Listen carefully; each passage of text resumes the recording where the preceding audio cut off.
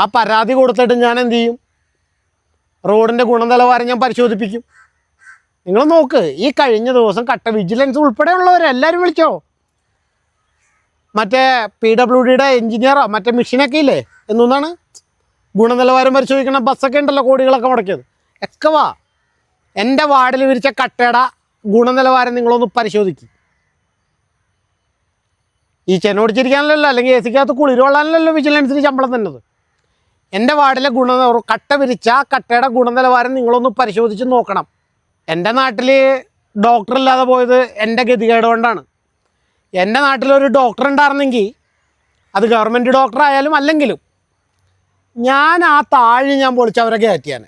ദുരന്ത നിവാരണ നിയമം എന്താണെന്നും അത് എങ്ങനെ ജനപ്രതിനിധികളുടെ ദേഹത്ത് പരീക്ഷിക്കാമെന്നുമുള്ളത് ഞാൻ ജനപ്രതിനിധിനെ പഠിപ്പിച്ചു കൊടുക്കും. നമസ്കാരം, ഞാൻ ബോസ്കോ കളമശ്ശേരി. എൻ്റെ ഈ പുറകിൽ കാണുന്ന ഈ പറമ്പ് കണ്ടോ, ഡിഫൻസിൻ്റെ ലാൻഡാണ്. ഞങ്ങൾ നേരത്തെ ഇവിടെ ക്രിക്കറ്റ് കളിക്കുകയും ഫുട്ബോൾ കളിക്കുകയും ഒക്കെ ചെയ്തിരുന്ന ഞങ്ങളുടെ ഈ പറമ്പാണ്. അപ്പോൾ ഈ പറമ്പിൽ കഴിഞ്ഞ തവണത്തെ കൗൺസിലർ ഒരു പണി ഒപ്പിച്ചു. പണി ചെറുതൊന്നുമല്ല, അത്യാവശ്യം നല്ല പണിയാണ് തന്നിരിക്കുന്നത്. തന്ന പണി എങ്ങനെയാണെന്ന് വെച്ച് കഴിഞ്ഞാൽ, ഈ പറമ്പിൽ ഡംപിങ് യാർഡ് ഉണ്ടാക്കാനായിട്ട് കൗൺസിലർ തീരുമാനമൊക്കെ എടുത്തു. അപ്പോൾ ഈ 4 ഡിഫൻസിൻ്റെ 4 പാർക്ക്, പൊതു ടോയ്ലറ്റ്, അങ്ങനെ 4 സ്ഥലങ്ങളിൽ 4 സൗകര്യങ്ങളൊക്കെ ഒരുക്കി വെച്ച് കൊടുത്തു കഴിഞ്ഞപ്പോൾ എൻ്റെ കൗൺസിലർ കിടന്നുറങ്ങുകയായിരുന്നു. അവസാനം നിങ്ങൾക്കെന്താ വേണ്ടേ എന്ന് ചോദിച്ചു കഴിഞ്ഞപ്പോൾ എൻ്റെ കൗൺസിലർ കൈവക്കിയിട്ട് പറഞ്ഞു, കൈവക്കി. അപ്പോൾ ഞങ്ങൾക്ക് കിട്ടിയത് ഡംപിങ് യാർഡാണ്.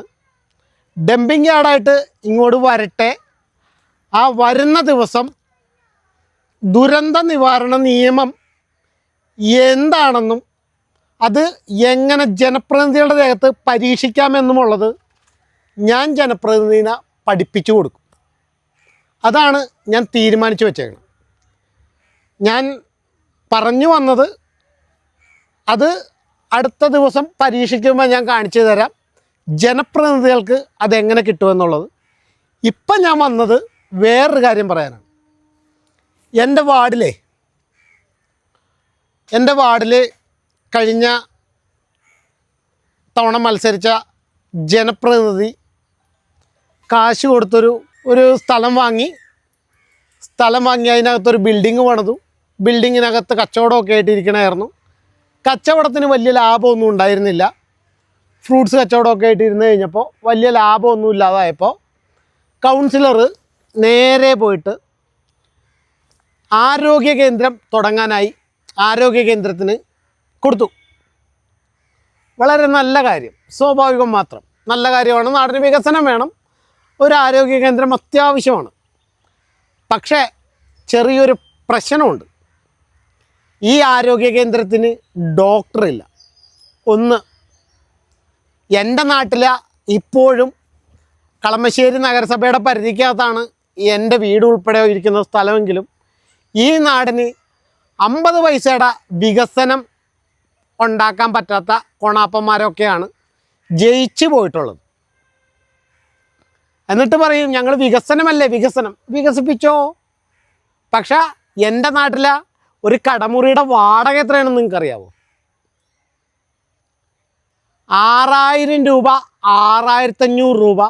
4 കൂടിയ ജംഗ്ഷൻ്റെ ഇരിക്കുന്ന കടമുറിയുടെ വിലയാണ് ഞാൻ പറഞ്ഞത്. 6500 രൂപയാണ് അതിൻ്റെ വാടക. എന്നാൽ കളമശ്ശേരി മുനിസിപ്പാലിറ്റിയിൽ നിന്നും സ്വന്തം കൗൺസിലറുടെ ഉടമസ്ഥയിലുള്ള ആ മെഡിക്കൽ അല്ലെങ്കിൽ ഹോസ്പിറ്റലിന് എടുത്തിരിക്കുന്ന വാടക എത്രയെന്നറിയോ? 25,000 രൂപ. എങ്ങനെയുണ്ട്? നല്ല ലാഭമല്ലേ? 15,000 രൂപ വാടകയും 10,000 രൂപ ക്ലീനിങ് ചാർജും ഉൾപ്പെടെ 25,000 രൂപയാണ് വാടക. നല്ല ലാഭമുള്ള പരിപാടിയാണ്. അപ്പോൾ 6,500, 12, 18, 24, 3 ഇരട്ടി വാടക കൂടുതൽ.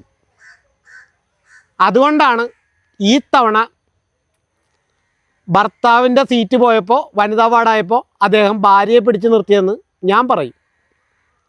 പറയാതിരിക്കാൻ എൻ്റെ വായിൽ മറ്റേ പ്ലാസ്റ്റർ ഒന്നും ഒട്ടിച്ച് വെച്ചിട്ടൊന്നുമില്ലല്ലോ. ഞാൻ ഇവരുടെ കയ്യിൽ നിന്നും, ഒരു രാഷ്ട്രീയ പാർട്ടികളുടെ കയ്യിൽ നിന്നും ഒരു വിധത്തിലുള്ള ആനുകൂല്യങ്ങളും ഞാൻ മേടിക്കാത്തത് കൊണ്ട് തന്നെ എനിക്ക് ഇവരുടെ മുഖത്ത് നോക്കി തന്നെ അഴിമതികൾ വിളിച്ചു പറയാൻ പറ്റും. എന്തായാലും എൻ്റെ നാട്ടിൽ ഒരൊറ്റ ഡോക്ടറില്ലാത്തതുകൊണ്ടാണ്.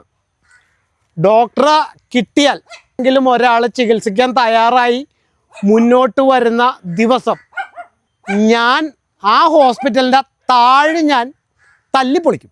എന്നിട്ട് ഞാൻ ആ ഡോക്ടറെ അതിനകത്ത് കയറ്റി ഇരുത്തും.